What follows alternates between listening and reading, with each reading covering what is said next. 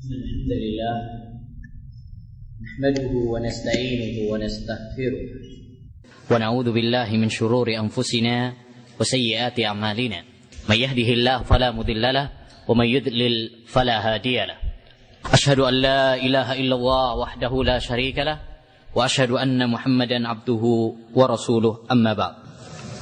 Ayo ikhwah, inilah kajian kita yang kedua dengan tema prinsip dakwah Ahlus Sunnah wal Jamaah. Prinsip-prinsip dakwah Ahlus Sunnah wal Jamaah. Ahlus Sunnah, sebelumnya mungkin kita perlu mendefinisikan dan menjelaskan terlebih dahulu. Apa itu Ahlus Sunnah wal Jamaah? Apa itu Ahlus Sunnah wal Jamaah? Al-Imam Ibn Hazm Al-Andalusi dalam kitabnya Al-Fisal fil Milal wan Nihal telah menjelaskan Ahlus Sunnah wal Jamaah ini. Dalam kitab tersebut pada halaman 2, pada juz yang kedua, halaman 271, beliau mengatakan, Ahlus Sunnah alladhina nadhkuruhum ahlul haq wa man adahum fa ahlul bid'ah fa innahumus sahabatu radhiyallahu anhum wa kullu man salaka nahjahum min hiyarit tabi'in. Ya, Ahlus Sunnah yang kita sebutkan adalah ahlul haq. Mereka orang-orang yang menapaki kebenaran. Selain mereka adalah ahlul bid'ah. Siapa mereka? Fa innahumus sahaba. Ahlus Sunnah adalah para sahabat Nabi sallallahu alaihi wasallam. Wa kullu man salaka nahjahum, dan setiap orang yang mengikuti jejak mereka. Kita kalau sekalipun enggak bisa masuk dalam kategori sahabat, tapi kita bisa masuk dalam Ahlus Sunnah kalau kita mengikuti jalannya para sahabat Nabi sallallahu alaihi wasallam. Min hiyarit tabi'in, baik dari kalangan para tabi'in pilihan, summa ashabil hadis, kemudian orang-orang ashabul hadis, wa man ittaba'ahum minal fuqaha, dan orang-orang yang mengikuti mereka dari para ahli fikih, jilan fajilan, dari generasi ke generasi, ila yaumina hadza, sampai zaman kita sekarang ini. Wa man iktada minal awam fi syarqil ardi wa gharbiha rahmatullahi alaihim. Demikian juga orang-orang awam biasa yang mengikuti jejak mereka semuanya, baik dari barat maupun dari timur. Semoga Allah merahmati mereka semuanya. Kesimpulannya, Ahlus Sunnah wal Jamaah adalah orang-orang yang mengikuti jalannya para sahabat Nabi Muhammad sallallahu alaihi wasallam. Siapa saja, tanpa menilik bagaimana kedudukannya, laki-laki atau wanita, miskin atau kaya, ya, muda ataukah lanjut usia. Setiap orang yang mengikuti Al-Quran dan hadis dengan pemahaman para sahabat, itulah Ahlus Sunnah wal Jamaah.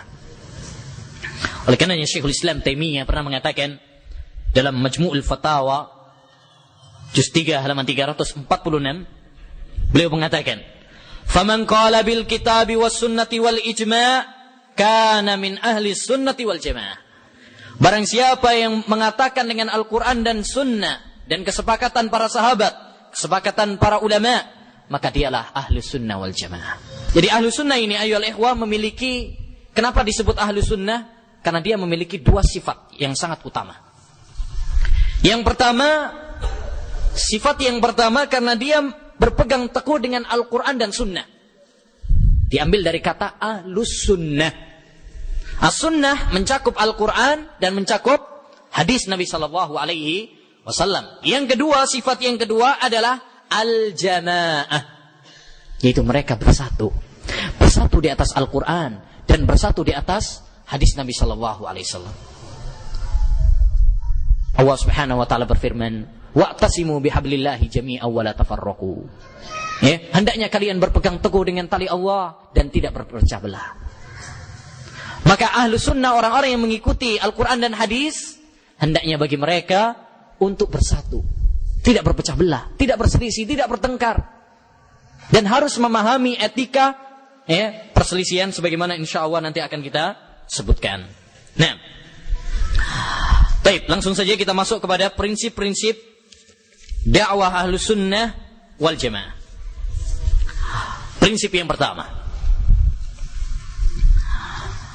adalah berpegang teguh dengan Al-Quran dan hadis dengan pemahaman salafus salih. Ini prinsip dakwah Ahlus Sunnah wal Jamaah. berpegang teguh dengan Al-Quran dan hadis dengan pemahaman para salafus saleh. Sengaja saya mengawalkan prinsip ini, karena prinsip ini adalah sangat penting sekali, karena merupakan sumber talaki, masdar talaki, sumber beragama kita. Kita dalam beragama Islam ini pijakannya apa? Pedomannya apa? Ya, pedoman kita adalah Al-Quran dan hadis. Kalau kita sudah memiliki pedoman yang dibangun di atas Al-Quran dan hadis, maka kita tidak membutuhkan ya pedoman-pedoman yang lainnya, ilmu kalam, akal, atau yang lainnya, mimpi dan sebagainya dari pedoman-pedoman yang itu merupakan bukan dari ajaran Islam. Jadi ini ayolah ikhwah, prinsip yang pertama sengaja saya ketebankan karena ini kenapa? Sumber kita dalam beragama. Ini penting sekali agar semua ibadah kita, semua permasalahan agama kita, baik itu dalam masalah akhlak, baik dalam masalah ibadah, baik dalam masalah akidah, kita kembalikan kepada pedoman kita. Apa sih pedoman kita dalam beragama ini? Ya. Oleh karenanya perhatikan ayolah ikhwah, Nabi Muhammad SAW dalam khutbah-khutbahnya sering mengawali dengan khutbatul hajah. Fa inna khairal hadisi kitabullah wa khairal hadyi hadyi Muhammad. Sebaik-baik ya pembicaraan adalah Al-Quran, kitabullah, dan sebaik petunjuk adalah petunjuk Nabi. Kenapa diawali oleh Nabi SAW dengan ini? Salah satu rahasianya karena ini adalah pedoman kita dalam beragama. Sehingga kita dalam berakhlak, apa sih pedomannya? Al-Quran dan hadis. Kita dalam masalah berekonomi, berpolitik, apa landasan kita? Al-Quran dan hadis. Semoga Allah merahmati Al-Imam Al-Auza'i tatkala mengatakan, naduru ma'al kitabi was sunnati haitsudara. Kita berputar bersama Al-Quran dan hadis kemanapun keduanya berputar. Jadi ini ayolah ikhwah rahimani wa rahimakumullah, sumber pedoman pijakan kita dalam beragama, yaitu Al-Quran dan hadis. Pedoman ini berlandaskan firman Allah Subhanahu wa taala dalam surat An-Nisa ayat 59, di mana Allah Subhanahu wa taala berfirman, ya ayyuhalladzina amanu athi'ullaha wa athi'ur rasul wa ulil amri minkum fa in tanaza'tum fi syai'in farudduhu ila Allahi war rasul in kuntum tu'minuna billahi wal yawmil akhir. Wahai orang-orang yang beriman, taatlah kepada Allah, taatlah kepada Rasul dan ulil amri di antara kalian. Apabila kalian berselisih dalam suatu masalah, kembalikan kepada Allah dan kembalikan kepada Rasul. Al-Imam Abdul Aziz Al-Kinani dalam kitabnya Al-Haida wal-I'tibar, dan Imam Ibnul Qayyim dalam kitabnya Risalah Tabukiyah mengatakan, tidak ada perselisihan di kalangan para ulama, dari kalangan para sahabat, tabi'in dan tabi'ut tabi'in dan para ahli ulama tafsir, bahwa makna mengembalikan kepada Allah yakni kepada Al-Quran, dan makna mengembalikan kepada Rasul, kalau Rasul masih hidup, yakni kepada dirinya sendiri. Kalau Rasulullah telah meninggal dunia, maksudnya adalah kepada hadisnya, kepada sunnahnya. Tidak ada perselisihan dengan para ulama tentang masalah itu. Baik. Ini Al-Quran dan hadis. Yang kedua, yang ketiga ayolah ikhwah, dalam landasan juga dalam agama ini adalah al-ijma'. Kesepakatan para ulama dalam suatu masalah hukum agama. Ini juga termasuk landasan dalam agama. Rasulullah SAW bersabda, la tajtami ummati ala dhalalah. Umatku tidak akan bersepakat di atas kesesatan. Tidak mungkin. Baik. Ayyuhal ikhwah wa ayyatul ahwat rahimani wa rahimakum. Pedoman kita adalah Al-Quran, pedoman kita adalah hadis Nabi SAW. Kayaknya ini adalah suatu masalah yang bisa dipahami oleh setiap muslim dan muslimah. Timbul suatu permasalahan. Banyak gerakan, banyak kelompok, banyak individu mengaku bahwa dia berpedoman kepada Al-Quran dan hadis. Semuanya mengaku bahwa pedoman kami adalah Al-Quran dan hadis. Tapi kenapa perselisihan ini? Kenapa perpecahan ini? Masing-masing bangga dengan kelompoknya. Kullu hizbin bima ladaihim farihun. Yang satu mengatakan ini salah, yang satu mengatakan ini benar. Yang satu mengatakan syirik, yang satu enggak. Yang satu mengatakan ini sunnah, yang ini mengatakan enggak, bid'ah. Kita jawab bahwa perselisihan tersebut dalam masalah pemahaman. Oleh karenanya dibutuhkan cara bagaimana kita memahami Al-Quran dan hadis ini dengan pemahaman yang benar. Pemahaman siapa yang kita pilih? Ya, yang kita pilih adalah pemahaman para sahabat Nabi SAW. Kenapa yang kita pilih adalah para sahabat?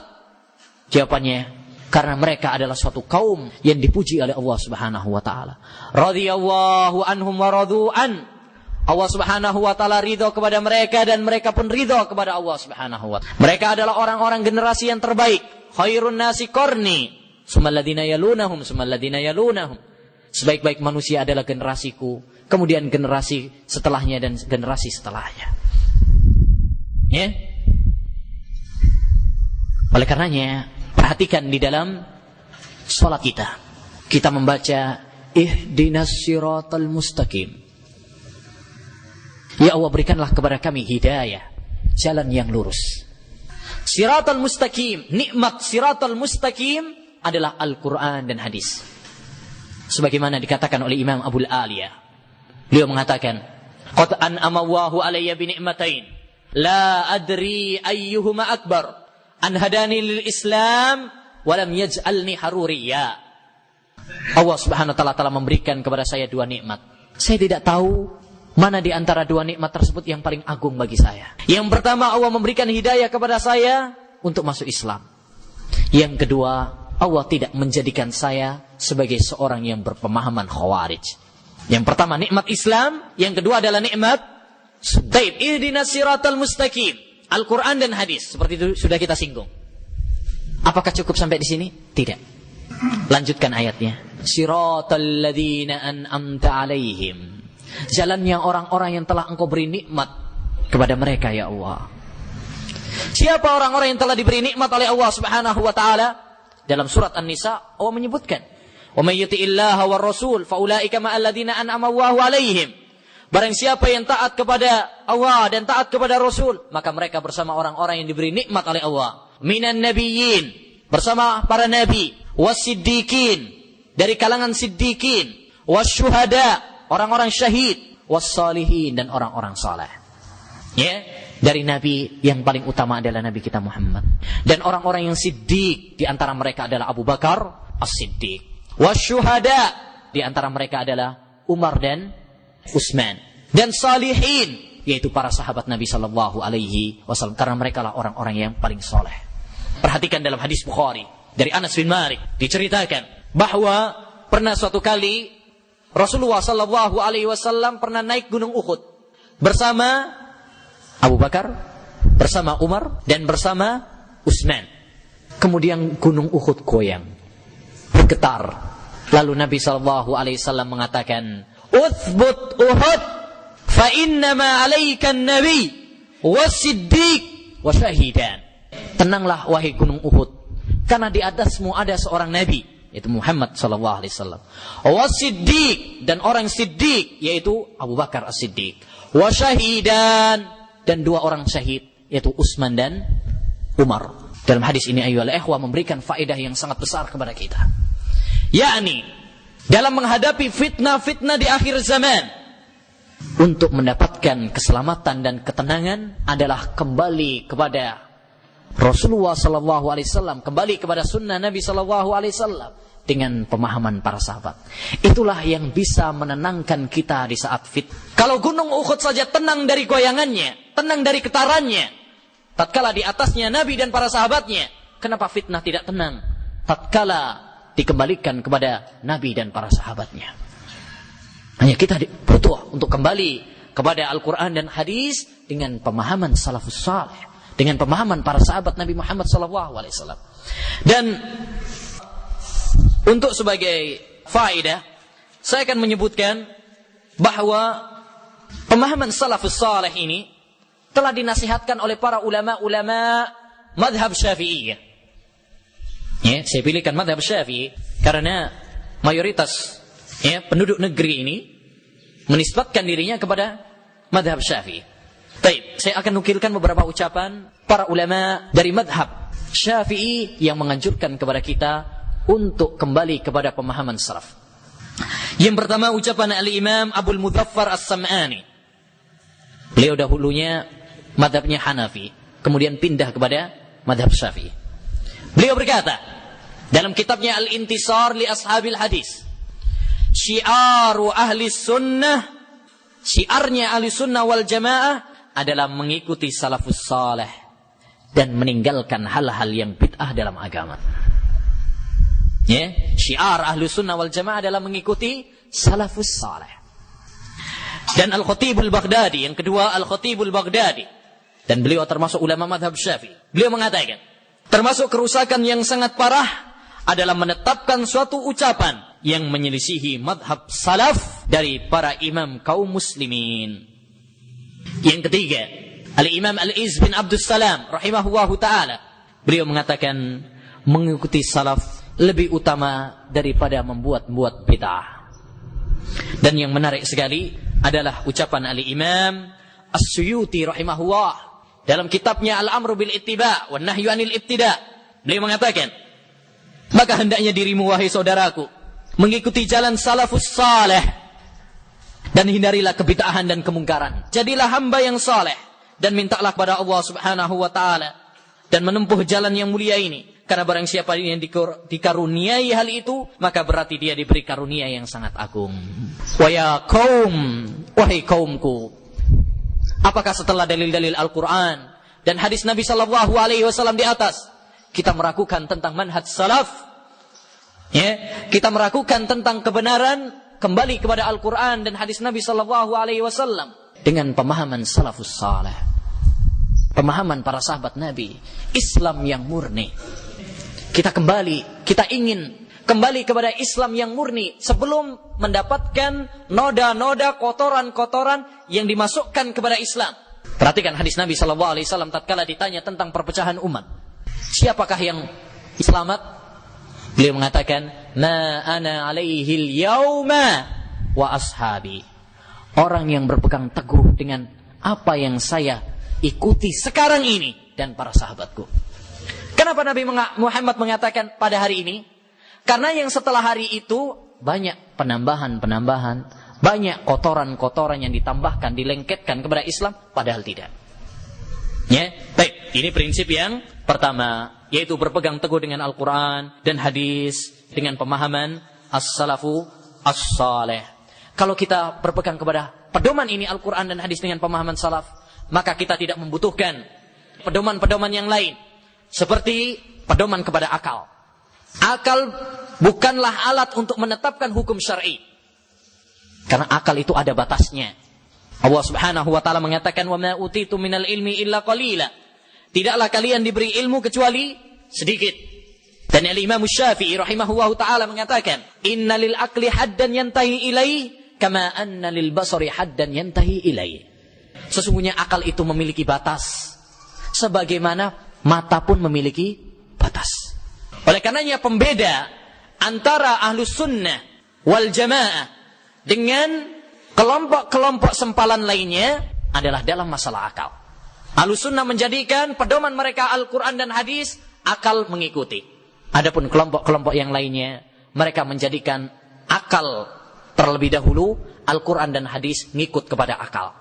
Jadi dilihat dulu, Al-Quran dan hadisnya ditimbang-timbang dulu dengan akalnya. Oh, masuk akal ya, diterima. Oh, ini nggak masuk akal, nggak diterima. Ahlus sunnah tidak. Akal tunduk kepada dalil, bukan dalil tunduk kepada akal. Semoga Allah merahmati Ali bin Abi Thalib tatkala mengatakan, "Lau kana ad-dinu bir-ra'yi, lakana asfalal khuffi aula bil mas'i min a'la." Seandainya agama itu berdasarkan dengan akal, tentu bagian bawah sepatu lebih utama diusap daripada bagian atasnya. Ini ada syariat mengusap sepatu, itu yang diusap atasnya. Nabi SAW mengusap bagian atasnya. Kalau berdasarkan logika, berdasarkan akal, tentu yang lebih utama adalah bagian bawah, karena bagian bawah yang kotor. Kalau kita pakai sepatu yang terkena tanah kan apa? Di bagian bawah. Tapi kenapa yang diusap bagian atas bukan bagian bawahnya? Karena agama bukan berdasarkan dengan akal. Ya, oleh karenanya ayyuhal ikhwah, hendaknya kita tanamkan kepada diri kita sendiri, dan kita tanamkan kepada keluarga kita tanamkan kepada masyarakat kita untuk tunduk dan patuh kepada hukum-hukum Allah Subhanahu wa taala. Fala wa rabbika la yu'minun hatta yuhakkimuka fima shajara bainahum thumma la yajidu fi anfusihim harajan mimma qadait wa yusallimu taslima. Demi Rabbmu, mereka tidak beriman sampai menjadikan engkau sebagai hakim, dan mereka menyerahkan perselisihan kepadamu, dan mereka tidak mendapati perasaan jengkel di dalam hati-hati mereka. Mereka pasrah sepasrah-pasrahnya. Sering saya memberikan suatu permisalan. Orang kita kalau kita sakit, kita akan pergi ke dokter. Kemudian kalau kita pergi ke dokter, kita akan pasrah kepada apa yang dikatakan oleh dokter. Ya kan? Ya, mau disuntik, nurut. Dikasih obat ini 3 kali sehari, yang ini semuanya nurut. Padahal dokter adalah manusia, bisa salah, bisa benar. Nah, kalau kita kepada dokter aja begitu nurutnya, begitu percaya, kenapa kepada hukum Allah Subhanahu wa taala kita tidak percaya? Kepada hukum Allah Subhanahu wa taala kita tidak tunduk dan pasrah kepadanya. Ya, ini lebih utama untuk kita pasrah. Nah, kemudian kita juga tidak membutuhkan kepada pedoman yang lainnya seperti ilmu kalam, ilmu filsafat, yang bahayanya lebih banyak daripada manfaatnya. Yata'allamuna ma yadurruhum wa la yanfa'uhum. Mereka mempelajari apa yang membahayakan mereka dan tidak memberi manfaat kepada mereka. Semoga Allah merahmati Imam Syafi'i tatkala mengatakan, al-ilmu bil kalami jahlun wal jahlu bil kalami ilmun. Mempelajari ilmu filsafat itu adalah kebodohan. Dan bodoh dengan ilmu filsafat, maka itu adalah sebuah ilmu. Maka kita enggak usah belajar ilmu filsafat karena itu ilmu.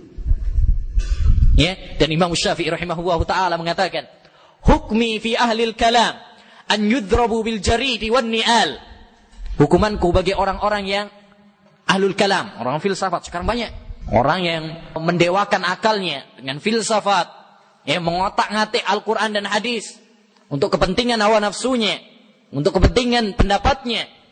Kata Imam Syafi'i, hukumanku bagi ahlul kalam an yudrabu bil jaridi wan ni'al. Hendaknya mereka dipukul dengan pelepah kurma dan sandal. Wa yutafu bil himar. Kemudian mereka dikelilingkan, diarak dengan keledai. Seraya dikatakan kepadanya, hadza jazaa'u man tarakal kitaba was sunnah wa aqbala ala ilmil kalam. Ini adalah balasan bagi orang yang meninggalkan Al-Quran dan hadis dan mempelajari ilmu kalam. Al-Quran, Islam tidak membutuhkan ilmu filsafat. Ya, karena ilmu filsafat justru akan membingungkan, justru akan menyesatkan, bukan malah memperbaiki. Indah sekali apa yang dikatakan oleh Imam At-Turtusi. Dia mengatakan, orang yang ingin membela Islam dengan filsafat, perumpamaannya seperti orang yang ingin mencuci baju tapi pakai air kencing. Kita berpindah. Prinsip yang kedua dari prinsip dakwah Ahlussunnah wal Jamaah adalah membela hadis Nabi sallallahu alaihi wasallam. Telah kita ketahui tadi bahwa hadis Nabi sallallahu alaihi wasallam termasuk salah satu landasan hukum dalam agama Islam. Maka Ahlussunnah wal Jamaah mereka sangat perhatian dengan hadis. Dari segi penelitian sahih dan tidaknya, mempelajari maknanya, membelanya dari hujatan dan celaan, mengamalkan kandungannya, dan menebarkan kepada hayalak manusia. Inilah ciri utama Ahlussunnah wal Jamaah. Berbeda dengan kelompok-kelompok yang lainnya. Mereka tidak perhatian dengan ilmu hadis, sehingga mereka tidak bisa membedakan mana yang sahih, mana yang tidak. Mereka tidak mempelajari hadis maknanya, mereka tidak mengamalkannya, dan sebagainya. Ya. Baik, ada beberapa permasalahan yang ingin saya sampaikan tentang masalah membela hadis ini, yang itu merupakan kaidah-kaidah di dalam masalah ilmu hadis. Baik, masalah yang pertama, kaidah yang pertama, hadis adalah hujjah. Hadis adalah hujjah. Ya, setelah Al-Quran atau sejajar dengan Al-Quran. Allah Subhanahu wa ta'ala berfirman, wa anzalallahu 'alaikal kitaba wal hikmah. Dan Allah Subhanahu wa ta'ala telah menurunkan Alkitab, yaitu Al-Quran, dan Al-Hikmah. Apa yang dimaksud dengan Al-Hikmah? Sunnah, hadis. Dengan kesepakatan para ulama. Kata Imam Syafi'i dalam kitabnya Risalah, Allah menyebutkan dalam ayat ini Al-Quran dan mengiringnya dengan Al-Hikmah. Dan saya mendapati para ulama yang saya ridhoi bahwa apabila Allah mengiringkan Al-Quran kemudian setelahnya Al-Hikmah, maka maksudnya adalah hadis. Jadi hadis ayyuhal ikhwah adalah hujjah, karena hadis itu juga wahyu dari Allah Subhanahu wa ta'ala. Nabi SAW tidak mengucapkan ucapan yang dusta, dengan ketegasan dari Allah Subhanahu wa ta'ala. Wa ma yantiqu anil hawa in huwa illa wahyu yuha. Tidaklah Nabi Muhammad itu mengucapkan ucapan yang dusta berdasarkan hawa nafsunya, tidak, tetapi berdasarkan wahyu dari Allah Subhanahu wa ta'ala. Oleh karenanya dalam Sunan Abi Dawud dan Musnad Imam Ahmad disebutkan bahwa Abdullah bin Amr bin Al-As pernah mengatakan kepada Rasulullah sallallahu alaihi wasallam, "Wahai Rasul, apakah saya harus menulis semua ucapanmu? Padahal engkau terkadang bercanda, kadang marah, kadang serius. Apakah saya harus menulis semua ucapanmu?" Apa jawaban Nabi? "Uktub, fawalladhi nafsi biyadih, la yahruju minhu illa al-haq." Tulislah semuanya, karena tidak ada yang keluar darinya, yaitu dari mulut Rasulullah SAW, kecuali kebenaran. Maka kewajiban bagi kita, ayyuhal ikhwah, tatkala mendapatkan hadis Nabi SAW, adalah membenarkannya. Ya, sekalipun mungkin tidak masuk akal kita, sekalipun mungkin akal kita belum menjangkaunya, imani, terimalah. Ini kewajiban seorang mukmin dan mukminah. Hendaknya kita seperti yang dilakukan oleh Abu Bakar As-Siddiq radhiyallahu an, tatkala digoyang akidahnya oleh orang-orang kafir saat itu dalam peristiwa Isra Mi'raj, di mana Nabi SAW setelah peristiwa Isra Mi'raj mengabarkan kepada kaumnya. Akhirnya kaumnya tertawa, ngeledek semuanya. Akhirnya kemudian mereka menjadikan ini kesempatan untuk menggoyang imannya Abu Bakar As-Siddiq. Mereka datang kepada Abu Bakar As-Siddiq, "Wahai Abu Bakar, apa kamu percaya kepada omongan temanmu itu? Katanya dia melakukan perjalanan dari Mekah ke Baitul Maqdis, Palestina. Dari Palestina kemudian ke langit. Setelah ke langit kemudian pulang lagi sampai ke Mekah sebelum subuh. Perjalanan yang sangat singkat. Padahal mereka itu kalau melakukan dari Mekah Madinah saat itu 1 bulan. 1 bulan. Enggak masuk akal sama sekali. Nah begitu. Mereka rame-rame kepada Abu Bakar. Apa kata Abu Bakar? Dan ini yang menjadi hendaknya kita renungi. In qala dzalika faqad shadaq. Kalau yang mengatakan itu adalah Muhammad, maka itu benar. Sekalipun yang lebih mustahil daripada itu. Allahu Akbar. Demikian ayyuhal ikhwah, hendaknya keimanan kita kepada hadis Nabi SAW. Jangan kita seperti sebagian orang-orang yang mendustakan ucapan Nabi tatkala disampaikan kepadanya hadis yang sahih. Ini riwayat Bukhari dan Muslim. Ya, dia mengatakan menurut hemat saya ini nggak bisa diterima nih. Menurut hemat saya, ya. Sehingga ada sebagian komentar ya dari seorang di Sudan tatkala mengomentari hadis tentang lalat yang diriwayatkan oleh Al-Imam Al-Bukhari dalam sahihnya dan hadis ini sahih. Ya, dia mengatakan saya lebih percaya dengan ucapan dokter Eropa daripada ucapan Nabi. Karena ini bukan bidangnya Nabi SAW. Ini adalah ucapan-ucapan yang kotor. Kaburat kalimatan tahruju min afwahihim iyaquluna illa kadhiba. Alangkah kotornya ucapan yang keluar dari mulut-mulut mereka. Mereka tidak mengatakan kecuali ucapan yang dusta. Kaidah yang kedua. Tidak cukup Al-Quran saja tanpa hadis. Tidak cukup Al-Quran saja tanpa hadis. Ada sebagian golongan yang mencukupkan dirinya dengan Al-Quran saja. Mereka mengatakan kita nggak butuh kepada hadis. Karena hadis itu ada yang lemah, ada yang palsu dan sebagainya. Ada kemungkinan itu tidak sahih dari Nabi. Maka kita cukupkan Al-Quran aja. Ya, kita nggak butuh hadis. Ini adalah ikhwah, para pengingkar hadis yang telah diberitakan oleh Nabi SAW jauh-jauh hari. Nabi mengatakan, la alfiyanna ahadakum muttaki'an ala rikatih. Saya hampir saja saya mendapati salah seorang di antara kalian yang duduk di atas ranjang hiasnya. Tatkala datang kepadanya yatihi amrun min amri, tatkala datang kepadanya hadis dari saya atau larangan dari saya, dia mengatakan la adri, ma wajadna fi kitabillah ittaba'na. Enggak. Ya, dia mengatakan saya enggak tahu. Pokoknya saya mau ngikuti Quran saja. Tatkala didatangkan kepadanya hadis, enggak, saya Quran saja. Al-Imam Al-Baihaqi rahimahullah dalam kitabnya Dalailun Nubuwah mengatakan, hadis ini merupakan penjelasan, ya, hadis ini adalah kabar dari Rasulullah sallallahu alaihi wasallam tentang ingkarnya para ahlul bid'ah terhadap hadis beliau. Sungguh apa yang beliau kabarkan ini telah terjadi. Yani pada zaman Imam Baihaqi. Pada zaman kita sekarang juga ada. Sebagian orang mengatakan kita nggak butuh kepada hadis, kita cukup dengan Al-Quran saja. Orang seperti ini adalah pemahaman yang sesat. Kita katakan kepada mereka, kalau kalian mencukupkan dengan Al-Quran saja, saya mau tanya, gimana sholatnya? Gimana puasanya? Gimana zakatnya? Gimana hajinya? Karena dalam Al-Quran tidak ada keterangan. Ya, Allah Subhanahu Wa Taala cuma mengatakan wa aqimus shalah wa atuz zakah. Dirikan sholat, ya, tunaikan zakat. Tapi gimana cara sholatnya? Tidak ada keterangannya dalam Al-Quran, kecuali di dalam hadis. Kalau kita mencukupkan Al-Quran saja, nggak tahu sholatnya bagaimana. Ya, bikin sholat sendiri, cara sendiri akhirnya. Bikin cara haji sendiri, mungkin boleh nanti di Indonesia mungkin, ya, dan sebagainya. Sehingga banyak penyimpangan.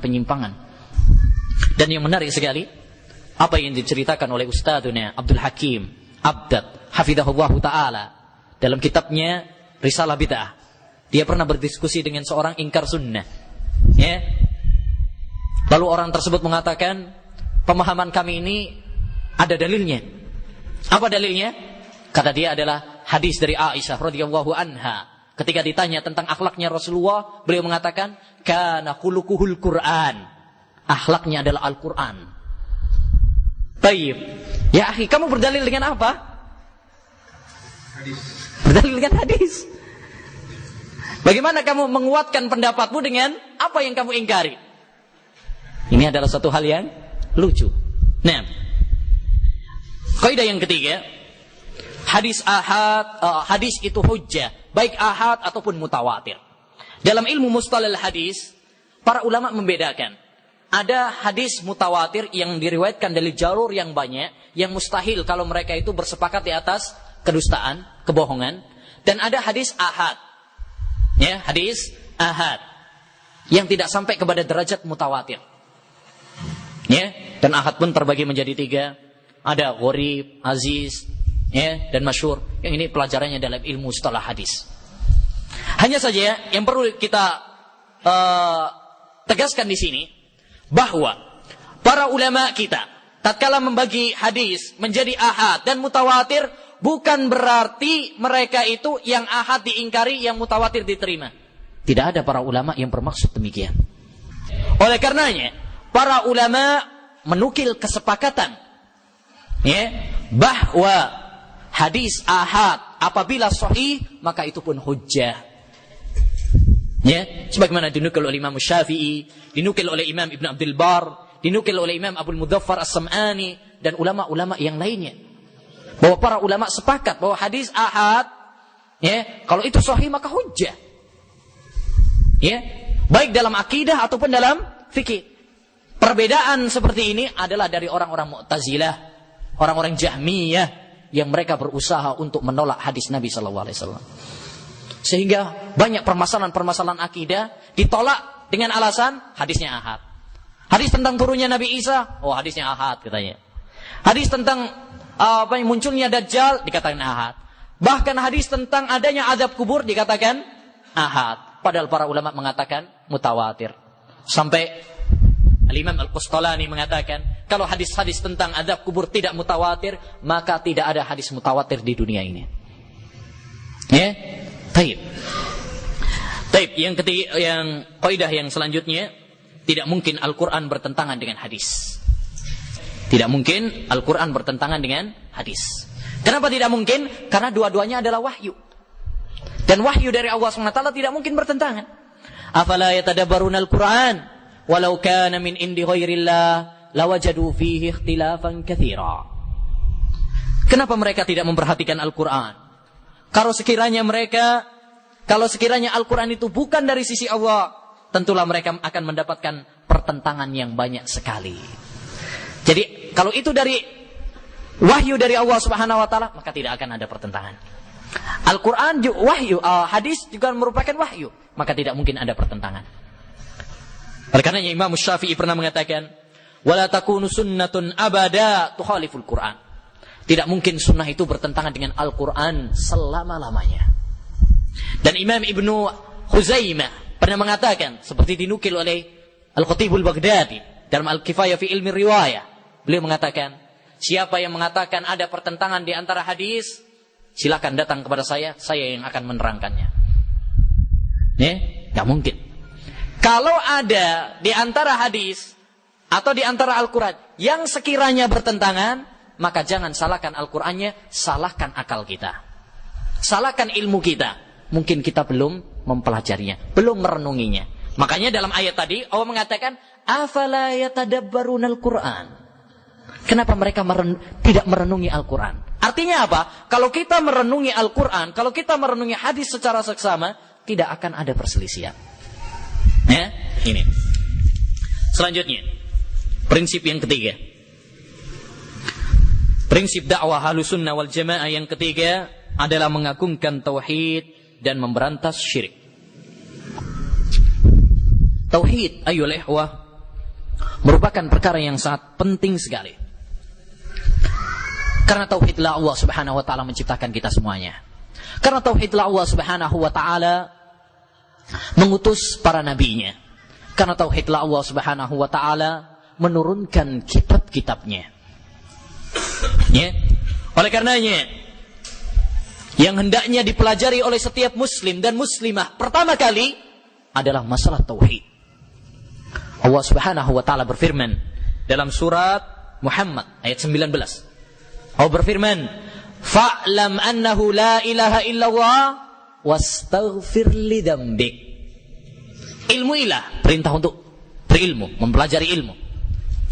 Fa'lam annahu la ilaha illallah. Masalah apa ini? Masalah tauhid. Tauhid la ilaha illallah, tauhid uluhiyah. Ya.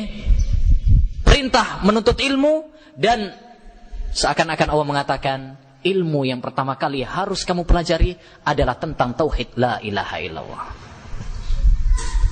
Oleh karenanya, orang yang berbahagia, orang yang mendapatkan nikmat yang besar adalah orang yang telah difahamkan oleh Allah Subhanahu wa taala tentang masalah tauhid. Perhatikan bersama saya firman Allah Subhanahu wa taala dalam surat An-Nahl ayat 2. Surat An-Nahl itu disebut oleh para ulama yang lain disebut juga dengan surat An-Ni'am, surat nikmat-nikmat. Kenapa? Karena dalam surat An-Nahl Allah menyebutkan banyak kenikmatan-kenikmatan. Tapi apa yang disebutkan nikmat yang pertama kali oleh Allah dalam surat An-Nahl ini? Ya, Allah berfirman, "Yunazzilul malaikata birruhi min amrihi ala man yasha'u min ibadihi an anziru annahu la ilaha illa ana fattakun." Ya, Allah Subhanahu wa taala menurunkan para malaikat dengan membawa ruh, ilmu Al-Qur'an dan hadis. Perhatikan ya ikhwan, Al-Qur'an disebut oleh Allah Subhanahu wa taala dengan ruh. Kenapa? Kenapa Al-Quran disebut dengan ruh? Karena Al-Quran itu seperti nyawa, ruh bagi seseorang. Apabila ada seseorang yang tidak ada Al-Quran, tidak ada ilmu dalam hatinya, maka dia seperti bangkai. Dia seperti mayat, ya, yang berjalan di muka bumi ini. Ya, orang kalau kita tidak memiliki ruh, kalau ruh ini berpisah dari badan kita, kita mati. Demikian juga kalau seorang tidak memiliki ilmu Al-Quran dan hadis, sebenarnya dia itu adalah mayat, sekalipun dia berjalan di muka bumi ini. Ya.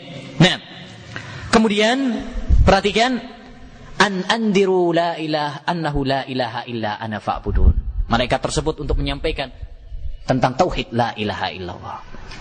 Ini nikmat yang pertama kali yang disebutkan oleh Allah dalam surat An-Nahl, yang juga disebut dengan surat An-Ni'am, nikmat-nikmat. Jadi nikmat yang pertama kali disebutkan oleh Allah dalam surat An-Nahl ini adalah nikmat tentang la ilaha illallah, yang menunjukkan kepada kita bahwa nikmat yang teragung adalah nikmat memahami tauhid. Oleh karenanya Sufyan bin Uyainah mengatakan, tidaklah Allah Subhanahu wa taala memberikan nikmat kepada hambanya sebuah nikmat yang lebih agung daripada nikmat pemahaman la ilaha illallah. Baik. Ada beberapa permasalahan ya, dan tauhid ayyuhal ikhwah berdasarkan penelitian para ulama terbagi menjadi 3. Pertama tauhid rububiyah, yang kedua tauhid uluhiyah, dan yang ketiga adalah tauhid asma' was sifat. Dan pembagian ini adalah pembagian yang berdasarkan penelitian dari Al-Quran dan hadis. Bukan pembagian yang bid'ah seperti yang diklaim oleh sebagian orang.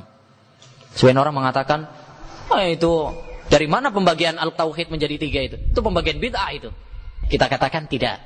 Pembagian ini adalah berdasarkan penelitian, tatabbu' wal istiqra', dan tidak masalah.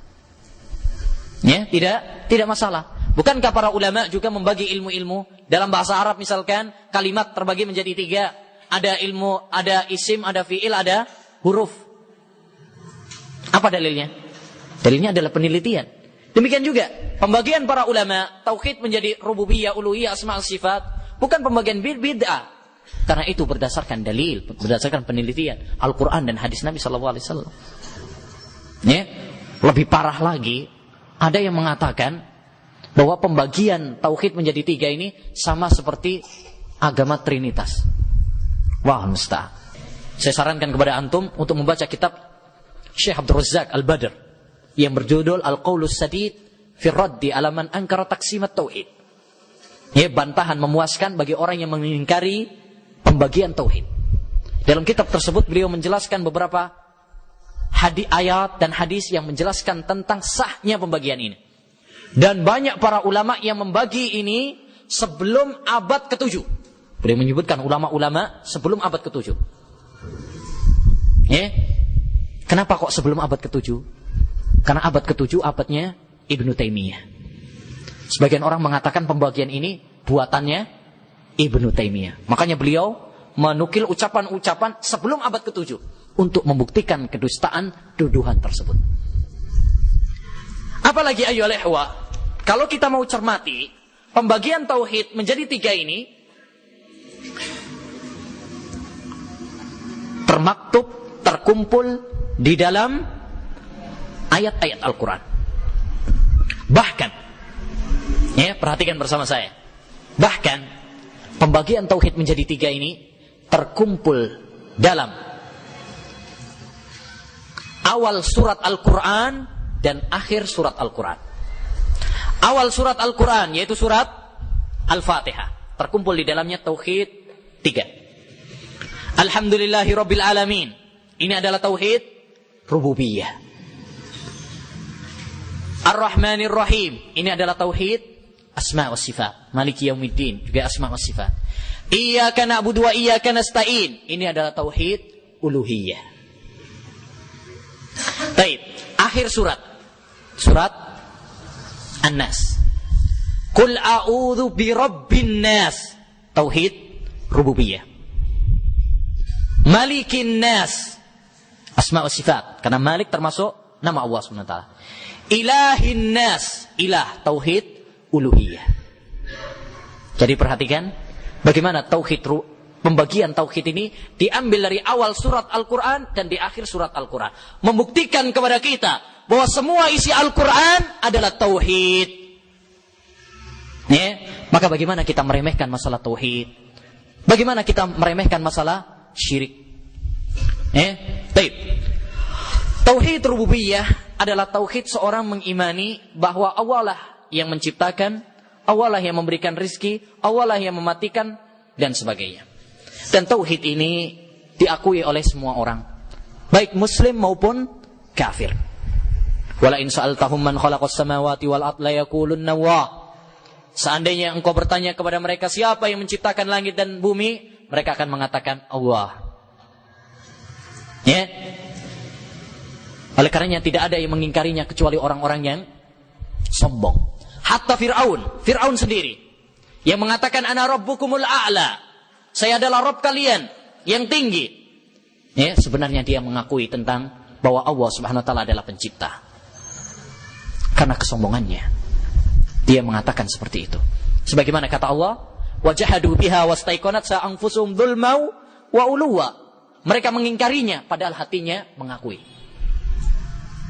Ya, oleh karenanya sekedar tauhid rububiyah, pengakuan ini tidak memasukkan seorang kepada agama Islam.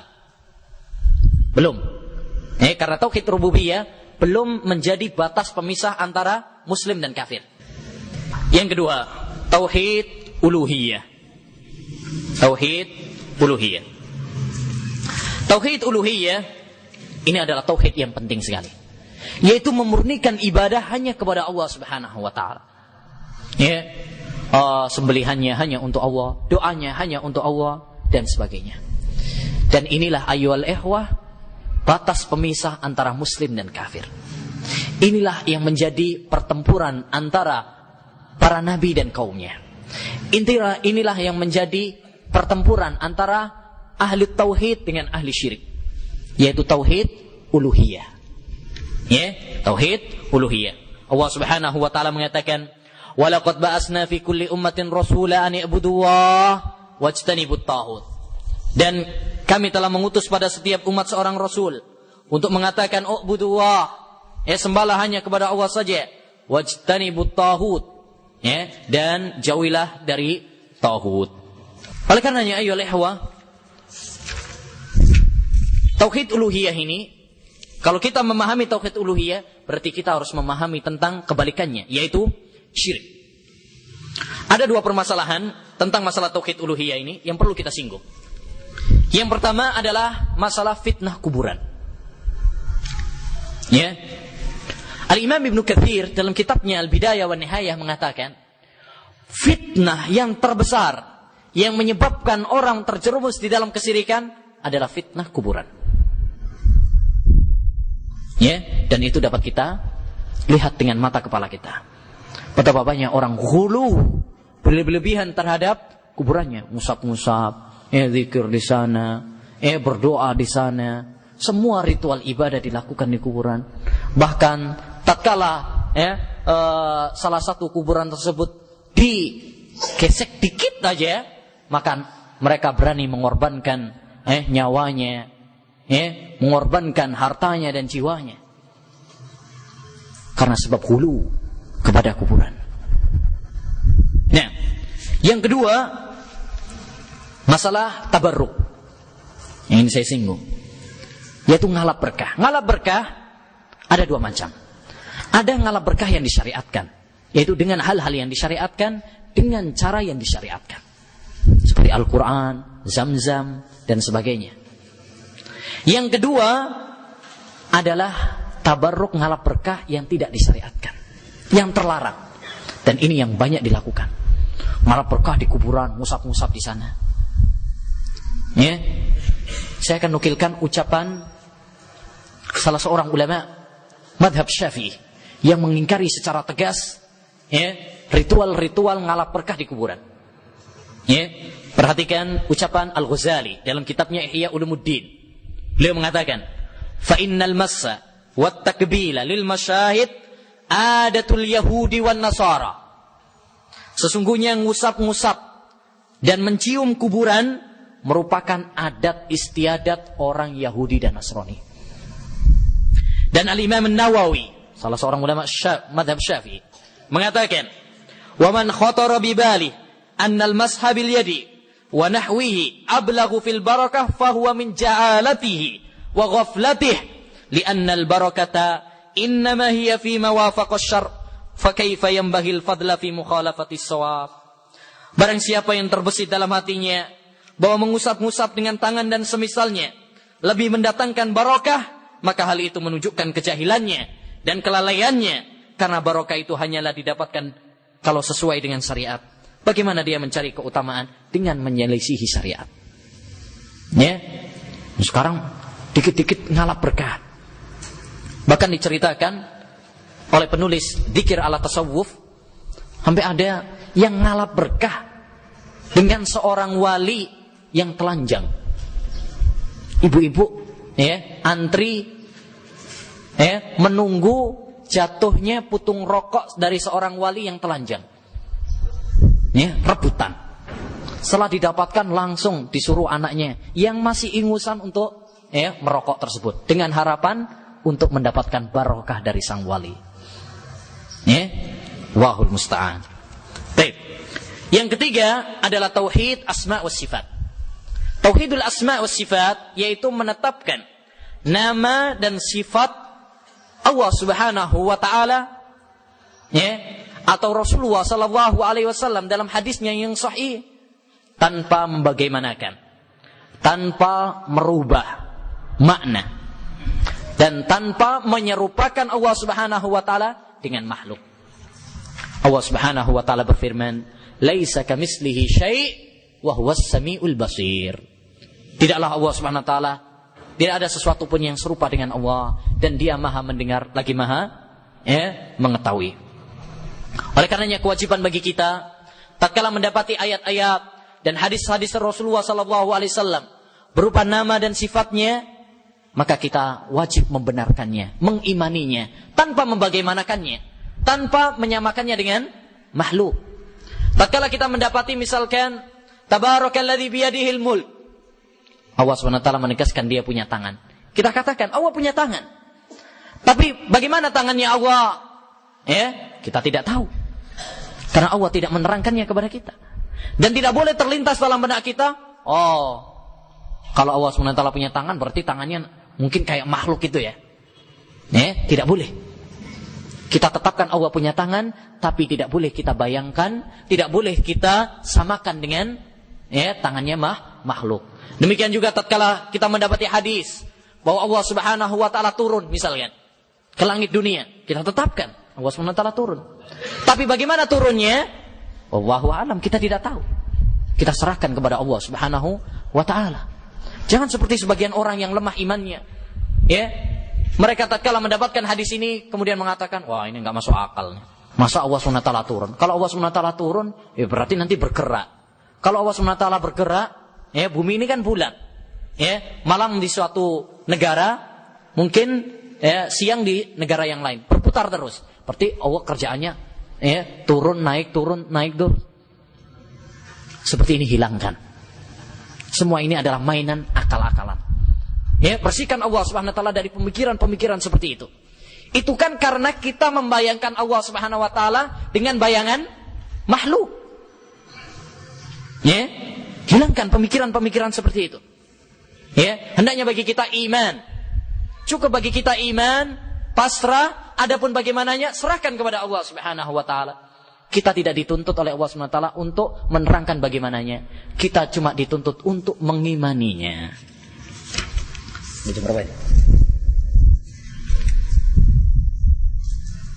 5 menit. 5 menit lagi ya. Gitu ya. Disambung. Masih kuat enggak, ikhwan? Hah? Enggak capek? Nanti sholat kan menenangkan. Istirahat, menenangkan. Arihna ya Bilal bis sholat. Ya, Nabi SAW pernah mengatakan kepada Bilal, tenangkanlah kami, wahai Bilal, dengan sholat. Ya, arihna ya Bilal bis sholat. Jangan kemudian dibalik. Orang sekarang, arihna ya Bilal anis sholat. Wahai Bilal, tenangkan kita dari sholat. Ya, bukan dengan sholat, dari sholat. Ya, kalau sudah sholat baru tenang. Bukan. Baik, waktu tinggal 5 menit. Kita pindah kepada prinsip yang keberapa ini? Yang keempat. Prinsip yang keempat adalah mengagungkan sunnah dan memerangi bid'ah.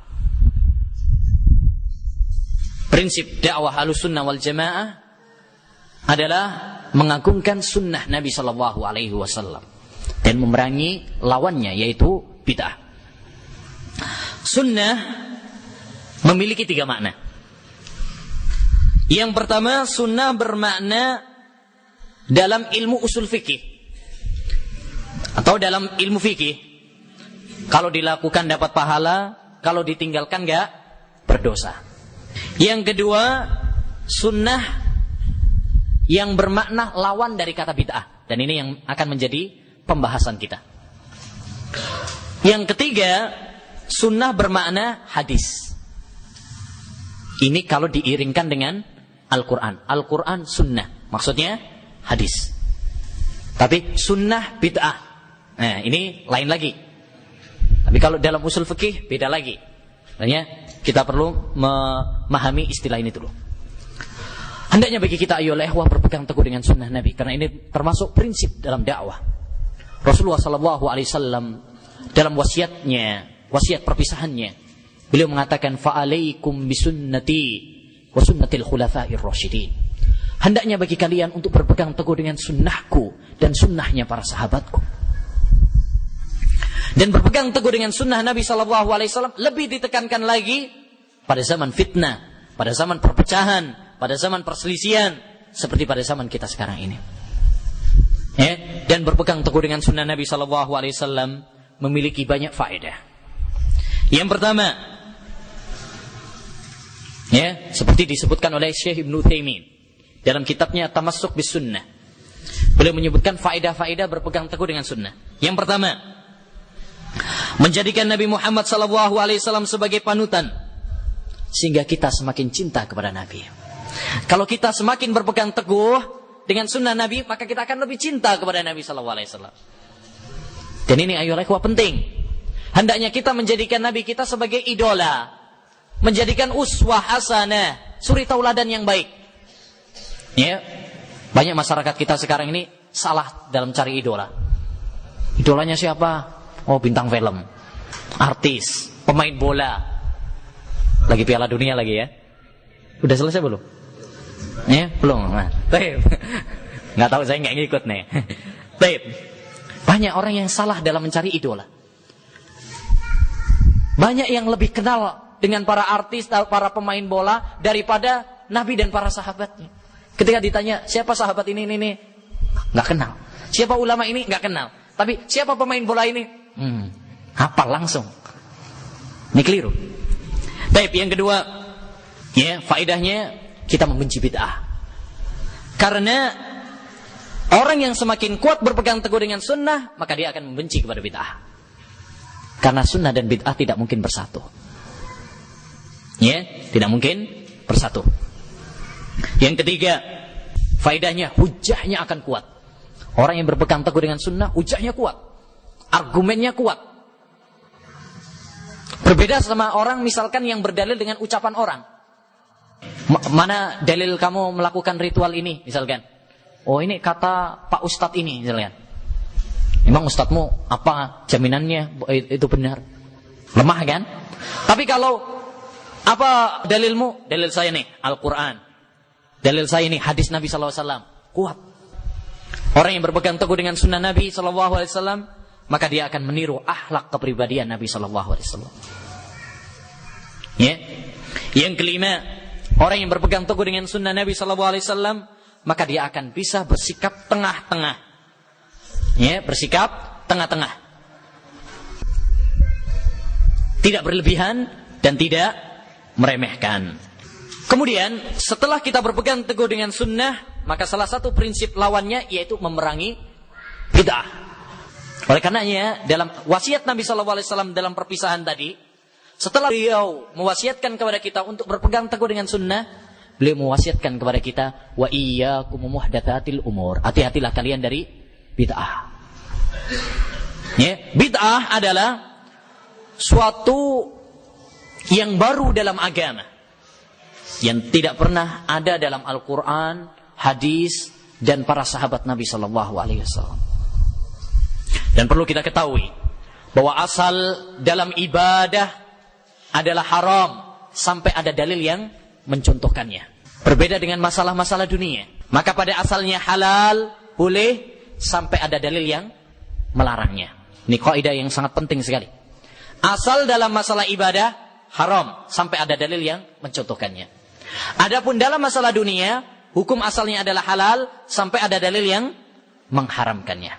Taib. Dan bid'ah, ayyuhal ikhwah, sangat berbahaya.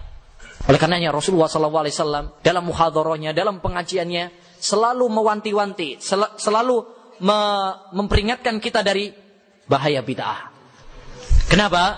Karena bid'ah ini memiliki banyak kerusakan-kerusakan. Yang pertama, bid'ah berarti mendustakan kesempurnaan Islam. Agama Islam adalah agama yang sempurna. Al-yawma akmaltu lakum dinakum. Kalau kita melakukan bid'ah, seakan-akan kita mengatakan bahwa Islam ini belum sempurna sehingga butuh tambahan.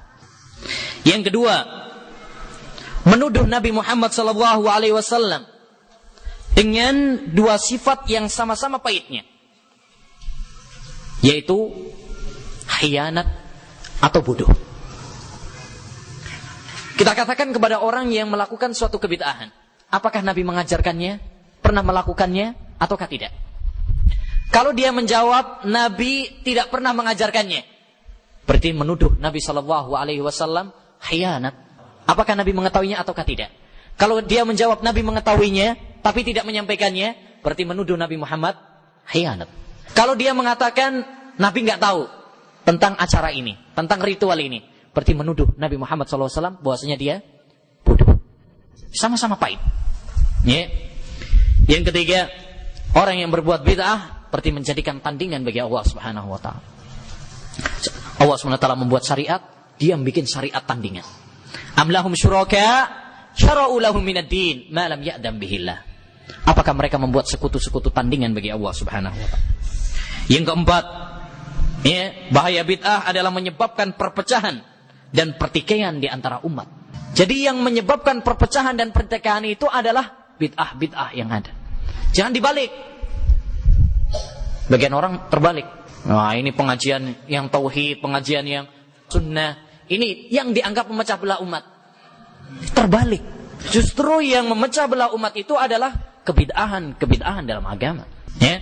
Yang terakhir, bid'ah akan mematikan sunnah. Orang kalau doyan bid'ah, maka dia akan mematikan sunnah. Dan itu terbukti. Orang-orang yang gemar bid'ah, ya, biasanya meninggalkan sunnah-sunnah Nabi. Oleh karena mereka semangat. Kalau ada bid'ah-bid'ah semangat.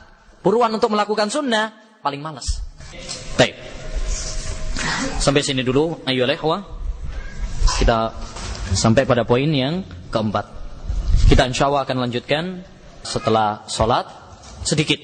Ya, mungkin 4 dasar lagi secara singkat-singkat saja. Karena yang belakang ini singkat-singkat, nggak membutuhkan tambahan. Setelah itu kemudian soal jawab sebentar. Wassallallahu wasallam ala nabiyina Muhammad wa ala alihi wa sahbihi ajmain. Assalamualaikum warahmatullahi wabarakatuh.